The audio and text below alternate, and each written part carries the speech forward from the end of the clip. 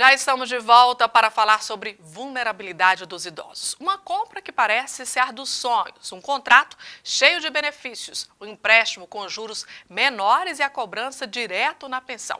São muitos os golpes aplicados a idosos, situações que muitas vezes chegam disfarçadas como oportunidades únicas. O desrespeito nas relações de consumo que envolve idosos tem sido recorrente. Saiba quais são as fraudes principais e como evitá-las. A população brasileira ganhou 4,8 milhões de idosos desde 2012, superando a marca dos 30,2 milhões em 2017. São essas as estatísticas divulgadas pelo IBGE em abril deste ano. Com o aumento da expectativa de vida entre os brasileiros, essa parcela da população vem se tornando cada vez mais economicamente ativa.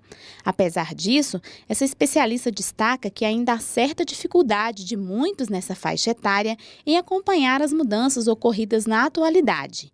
Para essa sociedade, o que é importante é o jovem, é o que produz, é o que é útil. O idoso está fora desse contexto de uma forma geral para a sociedade. Aí o que acontece?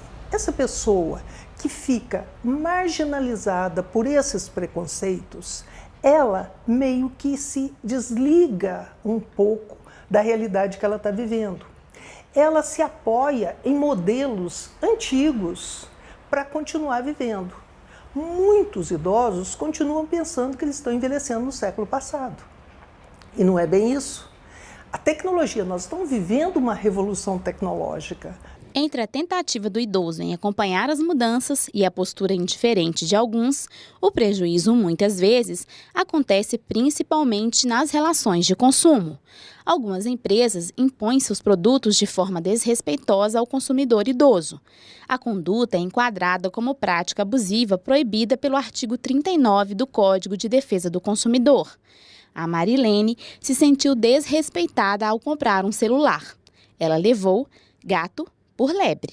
Eles me compraram o celular R$2.000, tiraram da vitrine, que todo mundo pegava, metia a mão e olhava o celular e tal. Em vez de me entregar o celular, tirado lá de dentro, me deram usado. E outra coisa, me cobrou R$500 do cartão. Além de ter a proteção do Código de Defesa do Consumidor, a pessoa com mais de 60 anos é amparada pelo Estatuto do Idoso, como explica a desembargadora Cláudia Maia. Ele é protegido ainda mais. Por quê? Porque ele é definido como hipervulnerável pela lei ou de vulnerabilidade agravada. Porque são pessoas que estão numa idade mais avançada, que não tiveram contato com a tecnologia desde o começo da sua alfabetização ou durante a sua juventude, que têm, às vezes, limitações também de mobilidade. Então, são pessoas que precisam de uma tutela mais específica. Essa tutela especial não significa tratar os idosos como incapazes ou desrespeitar a escolha deles. Ela é uma pessoa que continua vivendo, ela tem as mesmas necessidades que as outras pessoas. Né? Ela tem, por exemplo, com relação ao aprendizado, ela é um pouco mais lenta para aprender, mas ela aprende. A experiência acumulada faz com que a inteligência dela, né, se adapte àquela realidade. E nessa realidade de contratos virtuais, aquisição de produtos e serviços via máquinas conectadas e telefones, é importante tomar todo o cuidado. Tudo que for falado tem que constar no contrato e de forma clara. Teve dúvida? Não assina, pergunta, pede o acompanhamento ou o assessoramento de uma pessoa de confiança. Não foram claros comigo, me deu aquele dessa grossura assim, de negócio de contrato, a letrinha que você não enxerga nada. Não dá para você entender o que estava escrito no contrato. Eu sozinha boba, não tinha ninguém para me ajudar aqui na hora. Além das surpresas contidas em contratos assinados de forma obscura, empréstimos consignados feitos sem o consentimento do idoso podem ser considerados como crime de estelionato. A magistrada destaca que, neste caso, é possível pedir a nulidade do documento. O resultado de um contrato firmado dessa forma, pelo idoso que não entendeu o que ele estava contratando, ele é nulo, porque ele tem um vício de vontade. Então, quando esse contrato for anulado, se ele não conseguir de forma extrajudicial em juízo, as partes têm que voltar ao que era antes. Ou seja, tem que devolver tudo que foi pago, corrigido de forma total. E além disso, no caso do idoso, que a maioria é aposentado e recebe benefício previdenciário, se houver algum desconto em conta ou algum pagamento que cause a ele uma diminuição naquela verba que é destinada à sobrevivência, também a empresa sofre a condenação por danos morais. Algumas dicas podem ajudar o consumidor idoso a fugir de ciladas. Evite passar os dados do cartão de crédito ao fazer compras por telefone. Não aceite a ajuda de estranhos quando da assinatura de um contrato ou da retirada de valores em bancos. Sozinho em casa, evite receber vendedores desconhecidos ou técnicos não solicitados. Se não entender um contrato, não assine. Submeta o documento à análise de um especialista ou peça a ajuda de alguém da família.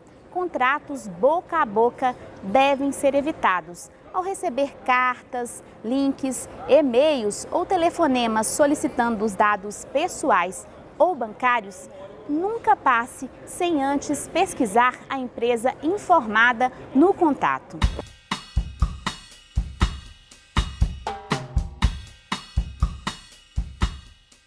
E com a crise financeira e o aumento do desemprego, muitas vezes o cidadão só encontra no empréstimo a solução para o pagamento das contas. A oferta é grande e a facilidade de contratação também.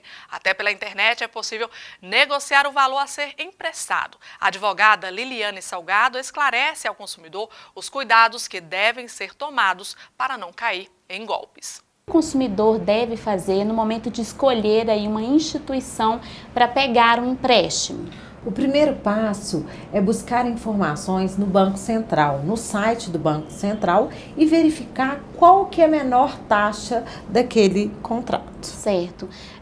Quando a oferta é boa demais, né? Pode-se ficar desconfiado, e quais os principais golpes nesse sentido? Quando tiver uma oferta muito milagrosa, o consumidor ele deve desconfiar. E também ele deve evitar a contratação pelo telefone. Inclusive isso, no caso de crédito consignado, já é proibido por lei. Certo. E em relação a pagamentos antecipados, né?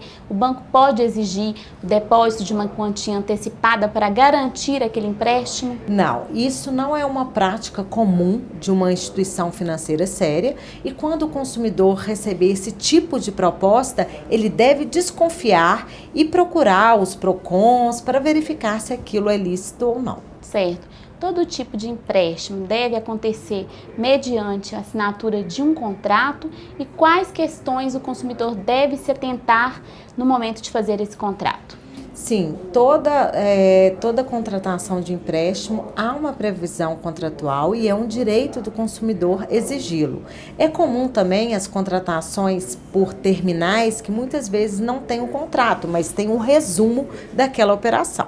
As principais considerações devem ser sobre a taxa de juros e no caso de atraso, e também saber qual que é a penalidade, tanto para o consumidor e também para o banco.